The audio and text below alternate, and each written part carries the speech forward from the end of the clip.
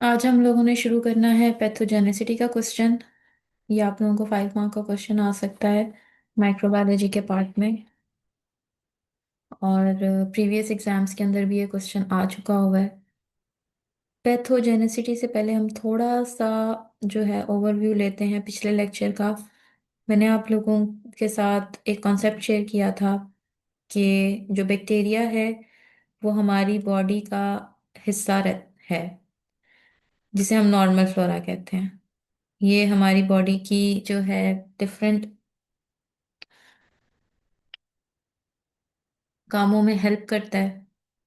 Maintenance में help करता है, गट हेल्थ में हेल्प करता है। ये हमने एक लेक्चर ऑलरेडी कर लिया है नॉर्मल फ्लोरा का।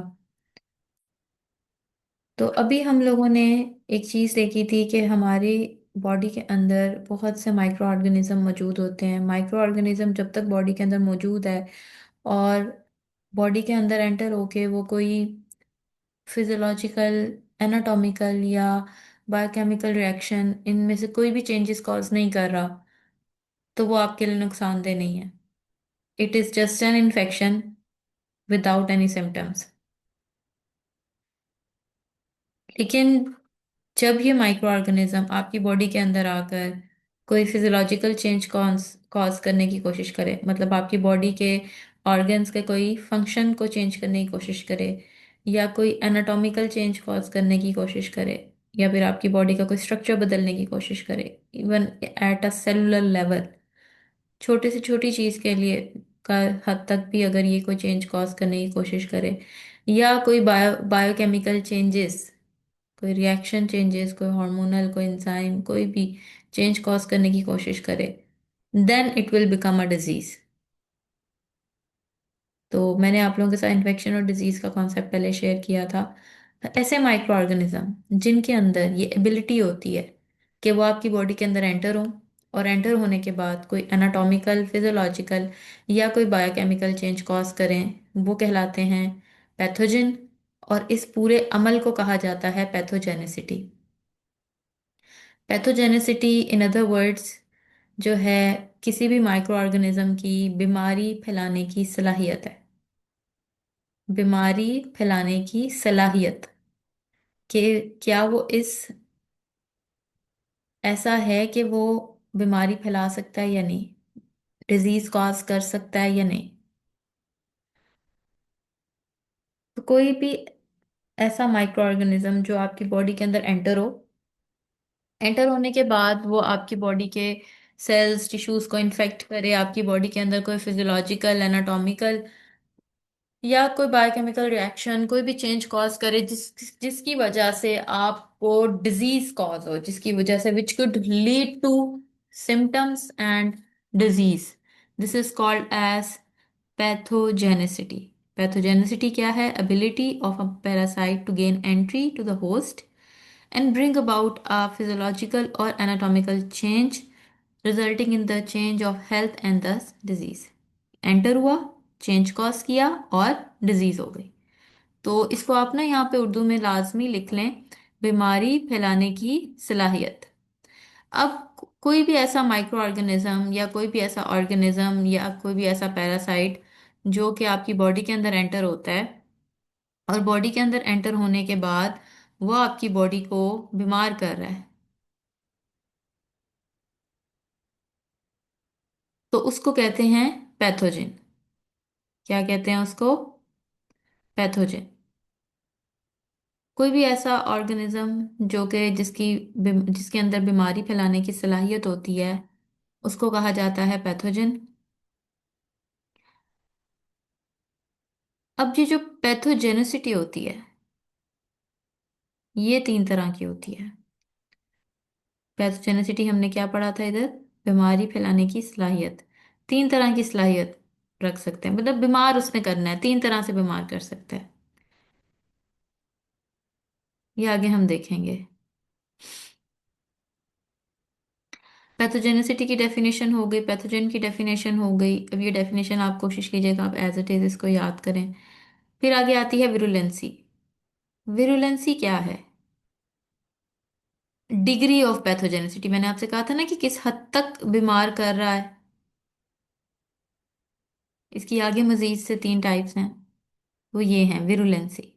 विरुलेंसी क्या होती है? विरुलेंसी को अगर मैं आसान अल्फाज में बताऊं ना, तो ये होती है बीमारी फैलाने की काबिलियत। ऊपर हमने पढ़ा था बीमारी फैलाने की सलाहियत, और नीचे हम पढ़ रहे हैं बीमारी फैलाने की काबिलियत। अब देखें, माइक्रो ऑर्गेनिज्म के अंदर सलाहियत है कि वो बीमार करेगा। थोड़ा बीमार करेगा या ज्यादा बीमार करेगा, इसको आप ना जरा, मैं आपको समझाने के वे में बता रही हूँ, या आप लोगों को अच्छे तरीके से याद हो जाए। ये थोड़ा बीमार करना है उसने, सिम्टम्स जो हैं वो थोड़े आएंगे, जैसे स्ट्रेप थ्रोट कॉज करना है, या उसने जो है सिवियर सिम्टम्स कॉज करने हैं, जैसे टीबी के सिम्टम्स हो गए। तो किस पे डिपेंड करता है? उसकी वीरुलेंसी पे। किस पे डिपेंड करता है? उसकी वीरुलेंसी पे। वीरुलेंसी क्या है? बीमारी फैलाने की काबिलियत। जैसे सलाहियत हम सब में है कि हम लोग इस किताब को याद कर सकते हैं, लेकिन कुछ बहुत अच्छा याद करेंगे, ज्यादा काबिल हैं। कुछ नॉर्मल याद करेंगे, एवरेज हैं। और कुछ बहुत ही कम याद करेंगे। तो इसी तरीके से माइक्रो ऑर्गेनिजम्स को भी तीन ग्रुप्स में डिवाइड किया गया है। एक वो जो हमेशा बीमारी कॉज करते हैं, जो हमेशा बीमार करेंगे। एक वो जो कभी बीमार करेंगे, कभी बीमार नहीं करेंगे। और एक वो जो कभी भी आपको बीमार नहीं कर सकते। ठीक है? तो विरुलेंसी क्या है? डिग्री ऑफ पैथोजेनिसिटी, या बीमारी फैलाने की काबिलियत। अब विरुलेंट वो माइक्रो ऑर्गेनिजम्स हैं जो कि हमेशा, without any variation, without any variability, without any change, हमेशा आपको बीमार करेंगे।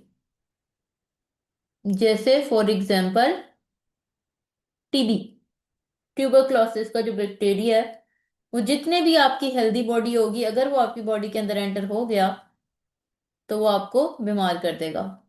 तो इनको कहते हैं विरुलेंट बैक्टीरिया या विरुलेंट।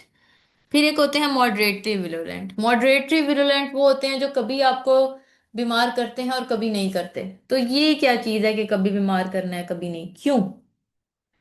ये चीज मैंने आप लोगों को पहले भी बताई थी कि सम टाइम आपकी इम्यूनिटी जो है वो इतनी स्ट्रांग होती है कि वो बैक्टीरिया को अपना काम नहीं करने देती, इन्फिल्ट्रेट नहीं करने देती, बैक्टीरिया को नुकसान नहीं पहुंचाने देती। तो इन केस वो बीमार नहीं कर सकते बॉडी को।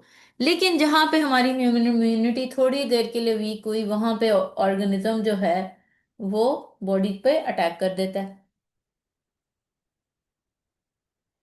तो ये हो गए मॉडरेटली विरुलेंट। साथ साथ ना एग्जाम्पल्स भी हैं इसकी। एग्जाम्पल है कि कैंडिडा अल्बिकेंस जो है, जो आपकी बॉडी में मौजूद होते हैं, ये हमने नॉर्मल फ्लोरा में पढ़ा था, वो इसकी एग्जाम्पल है। फिर आगे ए विरुलेंट, ये वो हैं जो कि कभी भी not regarded as disease agent, ये कभी भी आपको बीमार नहीं करते।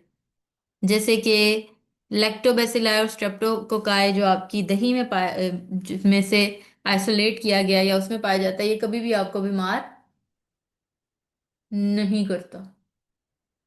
तो पैथोजेनिसिटी, हम लोगों ने देखा कि किसी भी पैथोजन की या किसी भी माइक्रो ऑर्गेनिज्म की बीमारी फैलाने की सलाहियत है। ये तीन तरीकों से डिवाइड है। एक वो जो हमेशा बीमार करते हैं, विरुलेंट। एक जो कभी बीमार करते हैं कभी नहीं करते। और एक जो कभी भी बीमार नहीं करते। सबकी आपने साथ साथ एग्जाम्पल्स भी देख लेनी है। तीनों टाइप्स की आगे एग्जाम्पल्स हैं।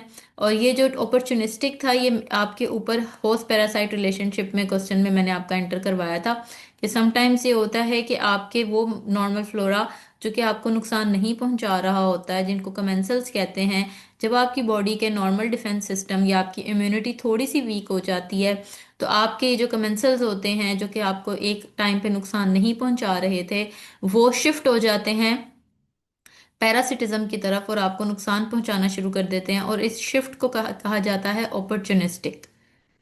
ठीक है? ये जो यहाँ पे डेफिनेशन है मैंने आपके ऊपर एंटर करवाई थी, इसको हम इधर से पढ़ लेते हैं कि कुछ कमेंसल्स जो हैं वो पैरासाइट बन जाते हैं जब आपके बॉडी के नॉर्मल डिफेंस सिस्टम सप्रेस हो जाता है या आपकी इम्यूनिटी लो हो जाती है। ये आपके टिश्यूज के अंदर इन्वेट करते हैं और आपको डिजीज कॉज कर देते हैं।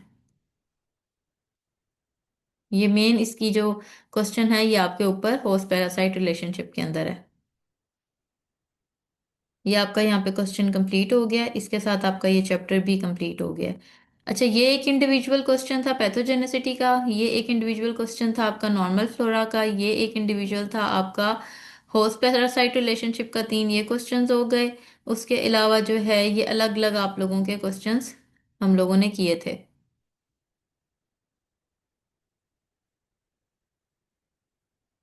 ये आप लोगों को 5 5 मार्क्स के एग्जाम में क्वेश्चन आ सकते हैं।